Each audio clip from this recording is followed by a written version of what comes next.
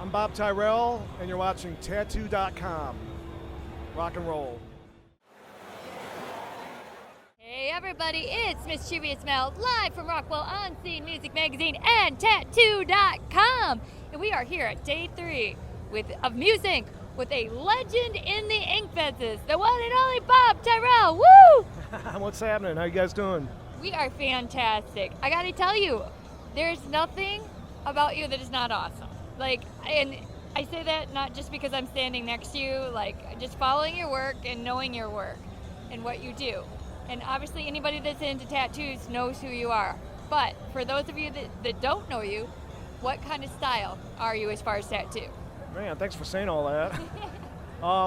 I do pretty much all black and gray these days. I started off doing color when I started, but I knew I wanted to kind of phase out the color, and I've always been a black and gray guy, even before I was tattooing. I always drew in pencil and charcoal, but these days I kind of specialize in photorealism, so portraits of people, animals, and also creepy black and gray. I'm a big horror fan, so I love doing skulls and monsters and demons and a lot of custom horror stuff.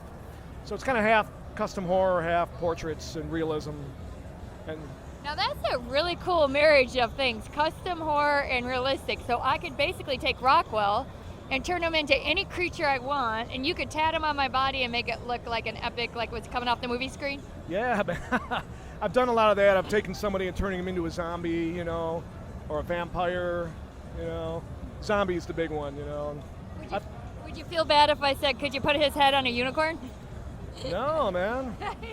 You know what? I've never done a unicorn, ever. But, really? Oh. But a year or two ago, I did what do we call it? A pegacorn. It was a Pegasus and a unicorn. So it was like Pegasus, a horse with wings, with a unicorn. But it was all big black and gray, kind of like photorealistic, So, yeah, I've done a unicorn now. I can proudly, well, I don't know about proudly, but I can say I've done a unicorn before, and it was fun. It was cool. It was original, different. That's awesome. I was going to ask you, after tattooing so long, is it hard? Do you see a lot of the same things, or do you see, as far as when somebody comes in and does it, obviously you're the artist. Do they just come to you and say, in my head, I see this, and you sketch it out for them, or do you have them pre-sketch, or is it a little bit of both? If it's some kind of custom piece, usually they'll let me do my own thing. They might say, I just want a crazy demon face, or want a crazy skull. I do a lot of monster skulls, where I'll take use realistic skull reference and then turn it into a monster with tentacles or creepy legs, or an eyeball in the head, or just some, and just kind of do a mixture of freehand horror mixed with a realistic skull core, But if people do have ideas, they say, hey, can you do a creepy, a vampire chick, or a wolf man or something, and then they'll let me just draw it myself. They'll kind of let me do my own thing. It's pretty cool usually.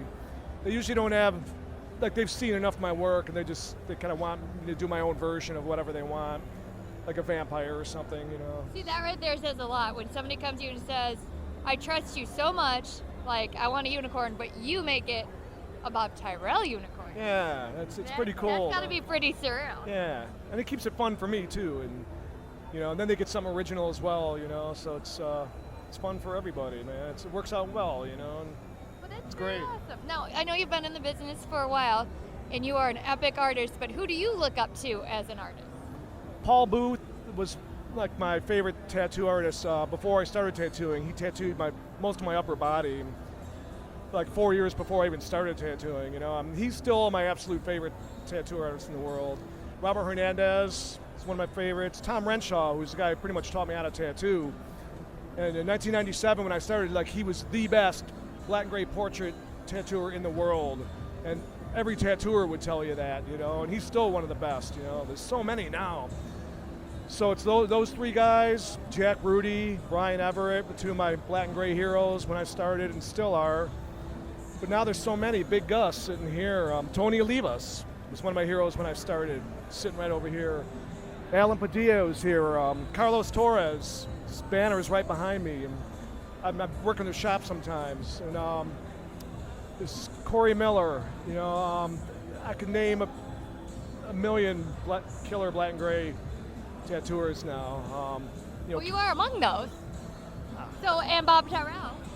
I don't think that. I think I suck compared to all those guys I just named, you know. But we're all our own worst critics, you know. So I see those guys like I wish I could be that good, you know. But I kind of don't think that's what keeps your work so awesome. I mean, if you just went in there and said, "Shit, I got this day drinking with one eye shut and the other one like leaking juice," and you know what I mean? Like you care enough to care, you know. Not that he's ever done it. I'm just saying that, you know. Oh no, I mean, you know, yeah. You always try to do the best tattoo you can possibly do. And yeah, now there's so many artists out there that really are better than me, you know. And some of these young kids they've like just took it from here to fucking here. It's great because it makes us all want to keep on, you know, stay on your toes and try to get better all the time. Your whole life you're trying to get better and progress, you know. And it's great. It inspires everyone. We all inspire each other. So I think it brings out the best in everybody, you know. So it's Well, I got to ask you this then. How does it feel, whether you believe it or not, that you were the inspiration to those kids coming up? Like you and all the people that you've named, or a few of that you named, were the crop of people that they looked at and said, "I want to be Bob Tyrrell." It's crazy, you know, and I mean, people do tell me that, you know, and it's like, blows my mind. I kind of feel like I was just riding the coattails of Paul Booth, you know, and Tom Renshaw, you know, and Jack Rudy and Brian Everett and stuff, and Tony Olivas, you know.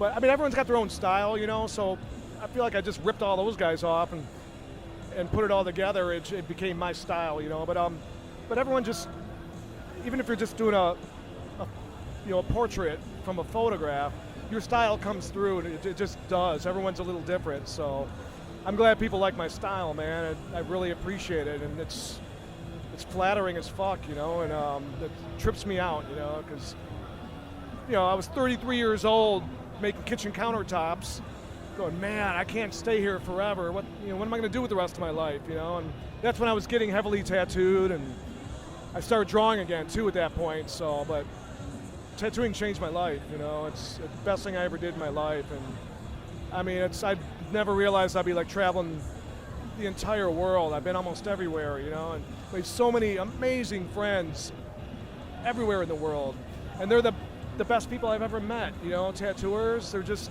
special breed of people, man, and they're just so many amazing, wonderful people out there, and I feel really lucky to be a part of that family, you know. It's amazing.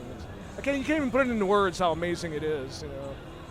It's badass. You know? I love that. I love everything about you, because you are, in my eyes, it's like a person that looks at ink and wants ink.